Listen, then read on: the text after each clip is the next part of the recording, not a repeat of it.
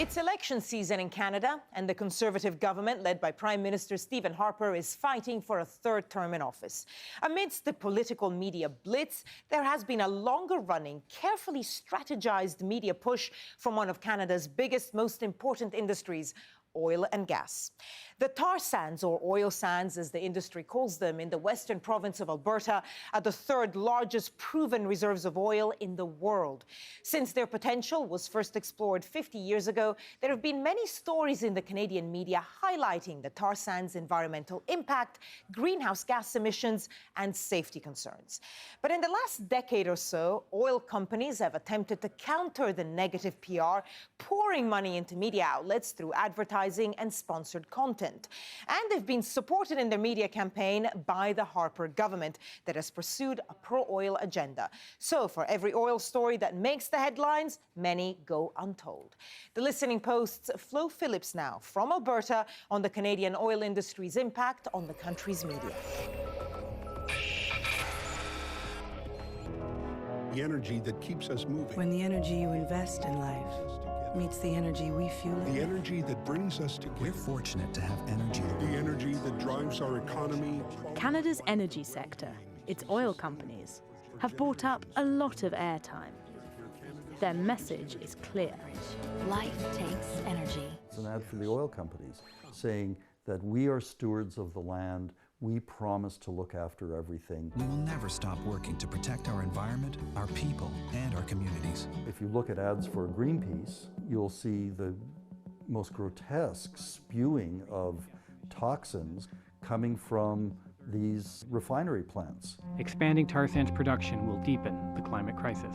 So there's a real dissonance between how the oil companies see themselves and how the opponents of the oil and gas industry want to convey this. Up until the beginning of this current federal election campaign, I mean, you couldn't pass a bus stop or a subway shelter. You couldn't turn on the TV. You couldn't turn on the radio. You couldn't go to major Canadian online news sites without seeing huge, glitzy, overwhelming oil sands industry propaganda. Fort McMurray, the heart of Canada's oil industry. As gallons of oil are pumped from the ground, millions of dollars flow into pro-industry messaging across the country. The Harper government's Natural Resources Department spent $40 million on advertising in 2013 and 14. $16.5 million of that was aimed specifically at the domestic market. We spoke to the Canadian Association of Petroleum Producers, or CAP, who represent more than 200 oil companies. CAP say they've already spent $2 million on ads this year, and that's in addition to the many media campaigns run by their members. Over the last 5 years, our industry has gone from not advertising or not really communicating at all to being very active in the public sphere. There's been a lot of public dialogue around the oil and gas industry. There's a growing concern over a toxic spill. And it's been important for us to get our message out. There was a time when the Canadian media were able to resist the influence of big oil money and still do their journalism. Today, with many media organisations in serious financial trouble, they've become dependent, some might say addicted, to the revenue from the petroleum industry, which leaves Canadians wondering just how much of the real story gets reported and what doesn't.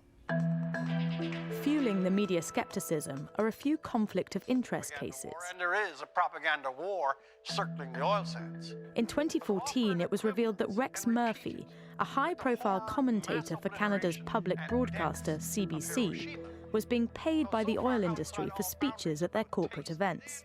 The people who criticize you, why are you listening to them? The CBC defended Murphy, saying, quote, "The most important thing to understand is that Rex is not a regular reporter." But that's not true of Peter Mansbridge, the host of CBC's flagship news show. He spoke to the oil and gas industry and did not say, "You guys are great, you know, keep digging for oil." He talked a lot about the value of public broadcasting and the role of the CBC in the national psyche. He said all the right things. The problem was he took a speaker's fee of $28,000, which leaves the impression that he's the best journalist money can buy. When you have such an important economic center, The media is going to be influenced by that. There's so much advertising dollars coming from the oil industry into the media, so naturally, they don't want to piss off that sector. It's going ahead with a massive project, and what an undertaking it is. I think it's safe to say that if you look at most of the reporting, that it's not critical in any great degree of the oil industry in this country. This presentation was delivered to CAP in 2013. It outlined a strategy for collaboration between CAP and Post Media, a conglomerate that owns 45 of Canada's daily newspapers. According to Douglas Kelly, the Post Media representative, we will work with CAP to amplify our energy mandate. The National Post newspaper will undertake to leverage all means editorially, technically, and creatively to further this critical conversation. We asked Post Media to explain the thinking behind their collaboration with CAP. They sent a brief statement. We are proud to have CAP as an advertiser. Theirs has been an innovative marketing program across our brands and platforms, which adheres to clear labeling guidelines. There are editorial outliers. Mike D'Souza covered the environment beat for Post Media for 8 years. If you look at the work I did when I was at Post Media, they gave me an enormous amount of freedom to pursue a lot of stories. I don't think anyone would say it represents the interests of industry. If there is a problem in the Canadian media in general, that's, I guess, a problem that has to do with the size of newsrooms and budget cuts. But I was, for the most part, self-assigning, and I could do a lot of interesting stories. Bruce Livesey has a different story to tell. He put together a documentary for Canada's second biggest private broadcaster, Global TV. The film was on Charles and David Koch, billionaire brothers prominent in US politics, big in the energy industry, and key players in the debate over the controversial Keystone Pipeline running from Canada to the United States.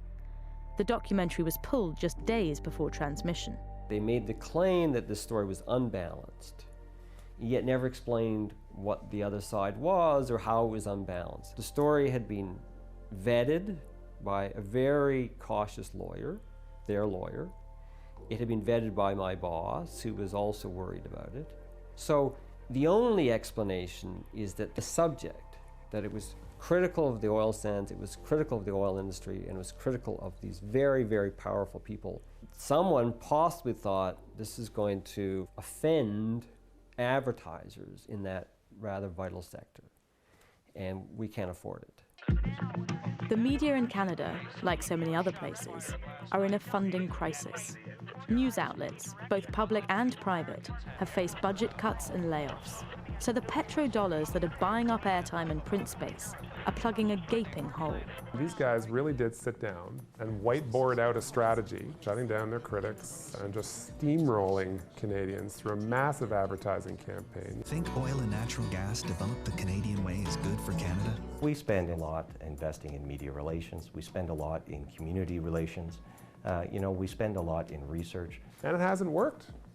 Not one new pipeline approved. Massive protests. I think a real credit to Canadians that they didn't fall for this nonsense over the last few years. Critical reporting on the energy sector is persistent, despite the PR push to counter it. But for some Canadian media outlets, as long as money continues to come from the oil industry, there is always the chance the message could be polluted.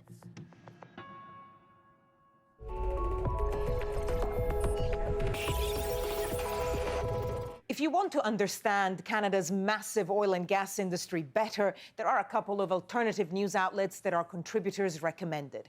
The National Observer is an online outlet that focuses on energy, politics, and the environment. The site was set up by journalist Linda Solomon Wood to provide a counter to the mainstream discourse on oil and the environment. It has an entire section dedicated to reporting on the tar sands.